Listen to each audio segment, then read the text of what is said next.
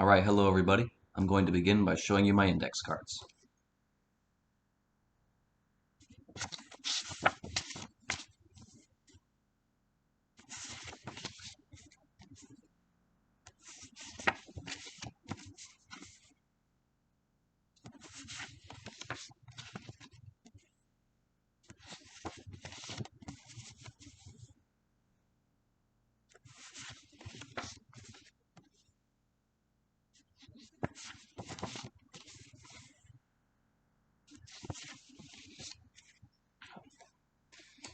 First, do no harm.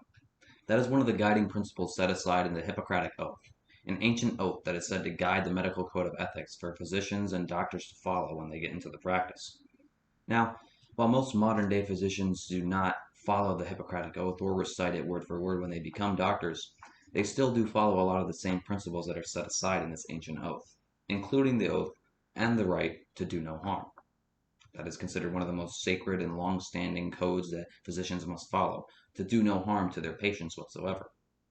However, in recent years, this issue has become more complex and controversial, especially with the introduction of the extremely contentious physician-assisted suicide issue.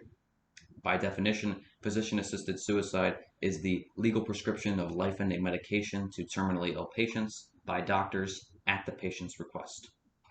As you can expect, this is a very complex and multifaceted issue, and includes a debate about the extent of patient rights versus medical code of ethics. It's an extremely important issue, and it should be debated. So let's get started.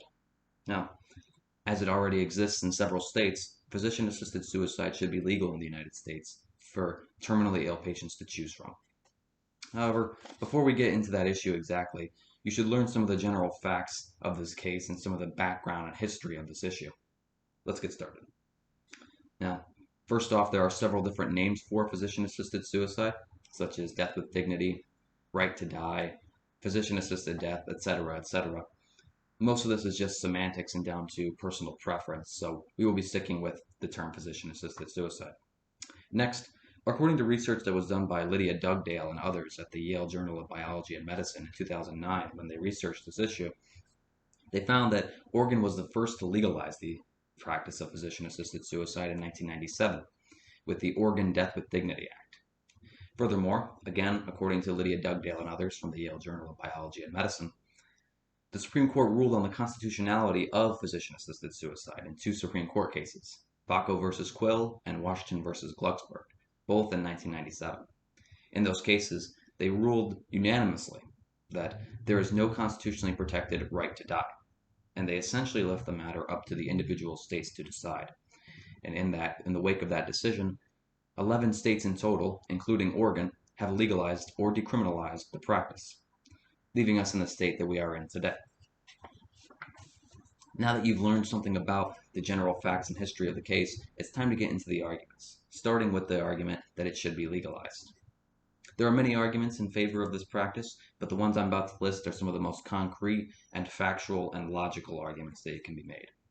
Those arguments are that legalizing physician-assisted suicide respects patient autonomy over their body, that it prevents patients from having to suffer from needless suffering and terminal illnesses, and lastly, that it prevents patients from having to incur large medical costs in their treatments. According to research that was done by the Gale Review Group in 2021 on this issue, an article titled Assisted Suicide, they found that the Consumer Bill of Rights, also known as the Patient Bill of Rights, outlines patients' rights in terms of medical treatment. And one of those rights is the right to refuse medical treatment. Now, as we all know, the right to refuse medical treatment, especially when we're dealing with a terminal illness, is essentially a death sentence. So the Patient Bill of Rights really gives patients the right to end their own lives, just not in a more dignified and safe way. If we're going to allow patients the right to refuse treatments and effectively end their life, why should we not also extend that right to allow them to choose the circumstances of their own death and die with some dignity and humanity? Seems like a bit of a contradiction. Following up on that, it is purely morally unethical to let patients suffer from these dangerous and painful terminal illnesses. And most of these illnesses are extremely expensive to treat, especially given the fact that the treatment is mainly just to reduce pain, not even to cure them, since they are terminal. According to research that was done by writer Reed Kareem in 2013 for the CQ researcher, when he researched this topic, he found that in a study conducted in Oregon in 2012 that studied patients who had chosen a physician-assisted suicide in that state in that year, it found that 75.3% of them had been suffering from terminal cancer. And furthermore, 93.5% of them said that they were scared to lose bodily autonomy, and that was why they chose physician-assisted suicide.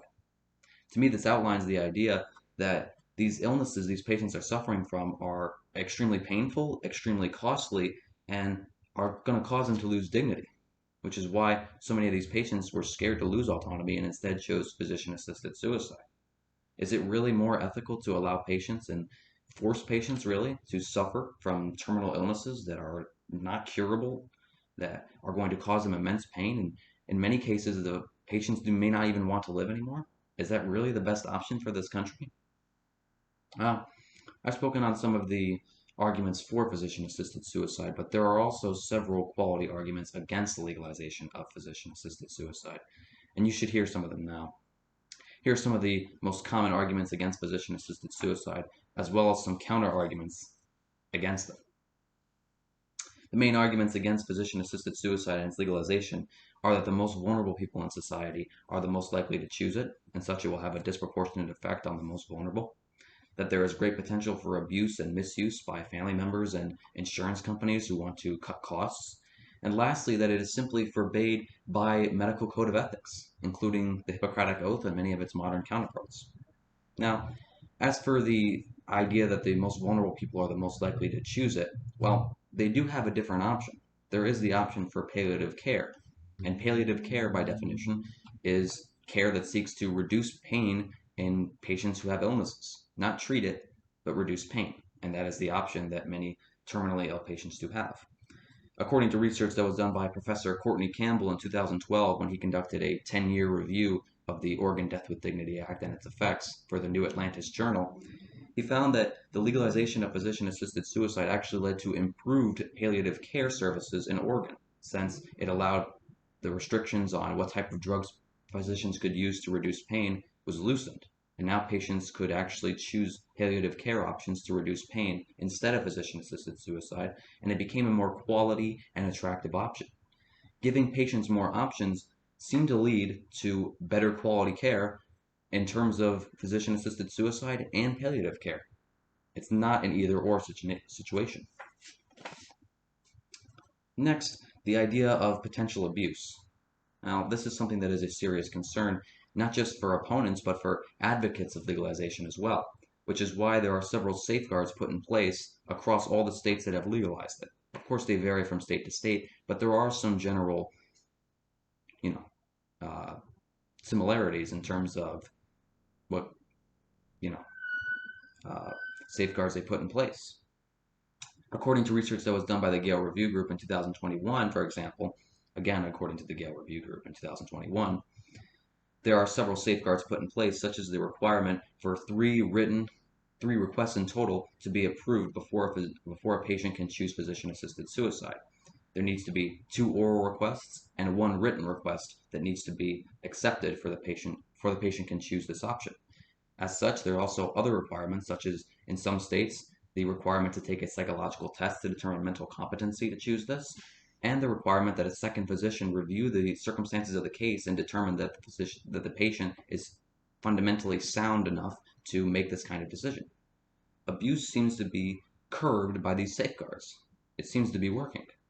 And lastly, as for the Hippocratic Oath and medical ethics debate, that it is simply unreasonable and unethical to allow physicians to do this, well, there is no law in any state that has legalized it that forces physicians to participate in this practice that they choose not to. And even physicians that do participate in this practice do not have to even be in the room when the patient is committing suicide. They can leave the room. There is no requirements on physicians when it comes to this. And according to a 2019 study published in the Yale Journal of Biology and Medicine on this topic, they found that a 2019 Gallup poll showed that 60% of physicians that were surveyed actually supported the legalization of physician-assisted suicide. These physicians who seem to be bound by this code of ethics, 60% of them don't seem to have a problem with legalizing physician-assisted suicide. They see it as a valid option. And to me, that means that the argument of medical code of ethics might be a little overblown, considering that several physicians who abide by these codes of ethics actually believe that physician-assisted suicide should be an option.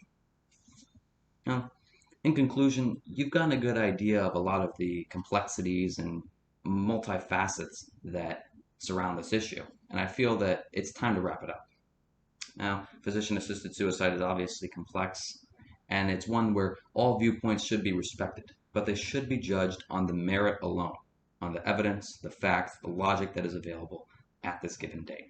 And the evidence does not seem to suggest that physician-assisted suicide is the wrong thing to do. Again, it allows patients to respect their bodily autonomy and have autonomy over their death. It allows patients to prevent needless suffering and prevent incurring large medical costs. And the evidence that's available shows that a lot of the fears and arguments against physician-assisted suicide don't have a lot of reasonable merit, or the fears have not come to pass. There are safeguards put in place to prevent abuse, and it seems to have worked. Many physicians themselves actually support the legalization of this practice. And lastly, the most vulnerable in society can choose palliative care. And in some states, such as Oregon, palliative care services as an alternative to physician-assisted suicide have improved. There are other options, and physician-assisted suicide should be one of those options for terminally ill patients. Thank you for watching, and goodbye.